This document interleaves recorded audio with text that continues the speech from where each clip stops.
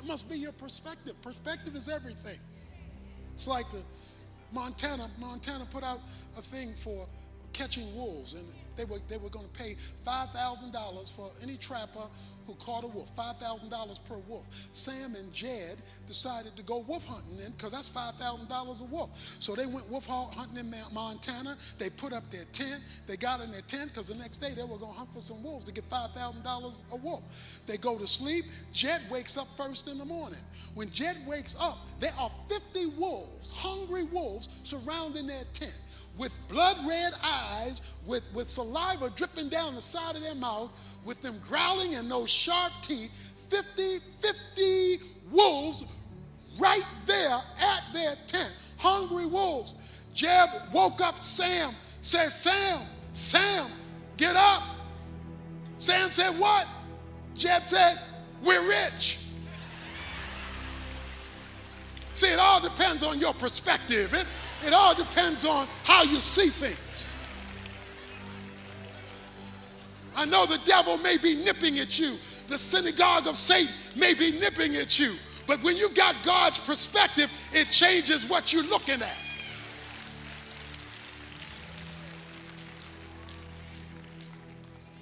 So, I'm coming quickly. I'm going to come suddenly. So what did he tell you to do in verse 11? Hold fast. Hold fast. I know you want to give up. I know you want to quit. I know you're tired. He says, hold fast. Make sure you're obeying and not denying.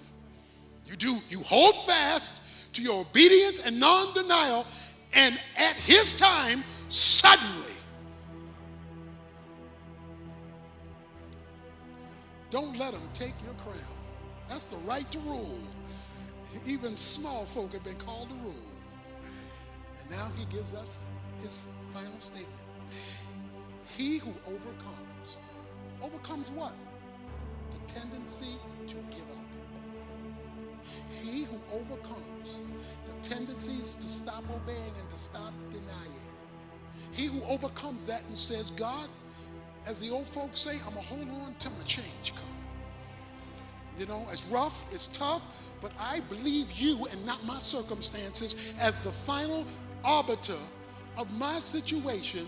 He says, you hold on. He who overcomes, look at this, I will make him a pillar in the temple of my God. He will not go out from it anymore. I will write on him the name of my God and the name of the city of my God, the New Jerusalem, which comes down out of heaven from my God, and my new name. You see the word, that word? Name. First of all, he says, I'm going to make you a pillar. A pillar, it holds a building up. I'm going to make you a pillar in my temple. A temple is God's house. The pillars are located in God's house. Galatians 2:9 says that Peter, James, and John were the pillar of the church. They were holding up the church. In other words, he speaks of these people who overcome the propensity to give up as being in closest proximity to God. And he says, for these folk who are overcomers and who are in close proximity to God, they will have a name. And he keeps saying name in verse 12 over and over again. He keeps talking about name of this, name of that, name of this, name of that. He says you will have a name in the New Jerusalem. Let's get something straight. Everybody is not equal in heaven. Okay? Let's get this straight. Okay. You can have a 40-watt bulb, a 60-watt bulb, a 75-watt bulb in your house, a 100-watt bulb in your house, a 150-watt bulb in your house. Now, all of them are bulbs, and all of them will light to their capacity, but everybody's capacity isn't the same. A 40-watt can't give you 100 watts because it's not established to be able to produce like that. Well, all Christians are Christians, but they don't have the same watts. And so they don't exude the same experience because they don't have the same relationship. Jesus said in St. John chapter 2, verses 23 to 25, it says, many believed on him, but he would not commit himself to them because he knew what was in them. They got saved, but they had not yet got committed. They were on their way to heaven, but he couldn't use them on earth. They were forgiven for their sins, but they didn't want folk to know that they were Christians. They went to church, but they wouldn't obey the word. So they believed in him, but he would make no commitment to them. There are a lot of Christians who Jesus is just not deeply committed to in a practical way, because they want to be 40-watt Christians expecting a 100-watt blessing. And it doesn't work that way. He wants to know that you're all in, that you're a full-time Christian, not a part-time saint. He wants to know that you will not deny him and that you will obey what he has commanded. And he says, to that one, I will give him a name. You know, when people go to the Cowboy game, and they go to the Cowboy game, there are folks who are sitting in the stands. We don't know their name. Now, they're in the location, but we don't know their name. In fact, that's the majority of the folk who are in the building.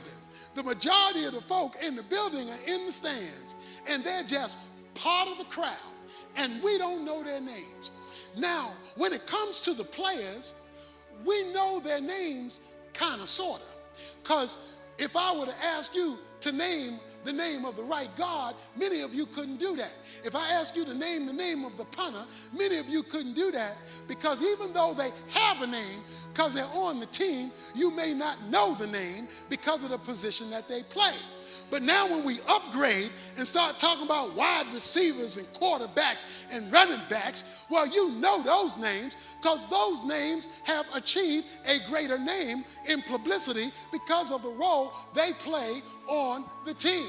But then, not only do you have the folk in the crowd and the folks on the team, some more nameless than others, some with a higher name, you got the Ring of Honor. In the Ring of Honor, those are folk who've made a name.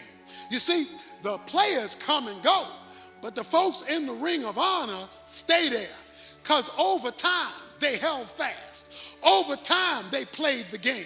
Over time, they didn't quit when they were injured.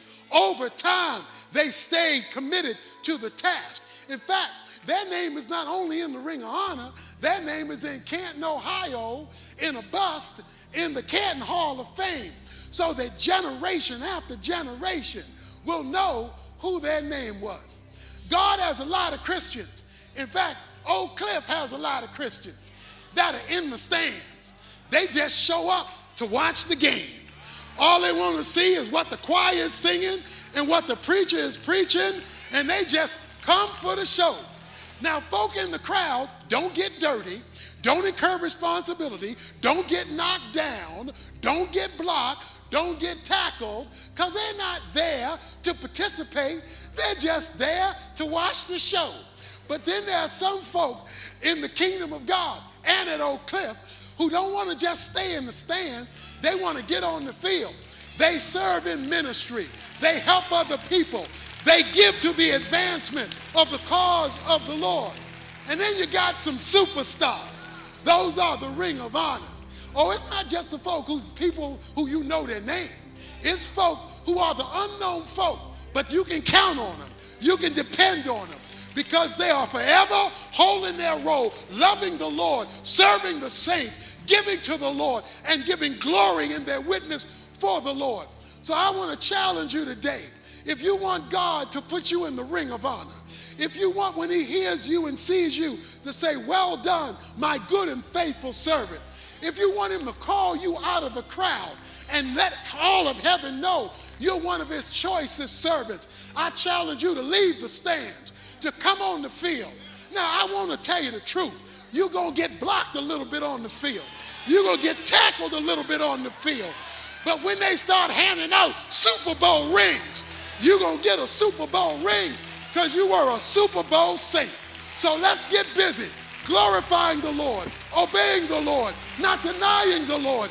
Because if you are an obedient saint who does not deny him, you are an overcomer. Let's stand to our feet.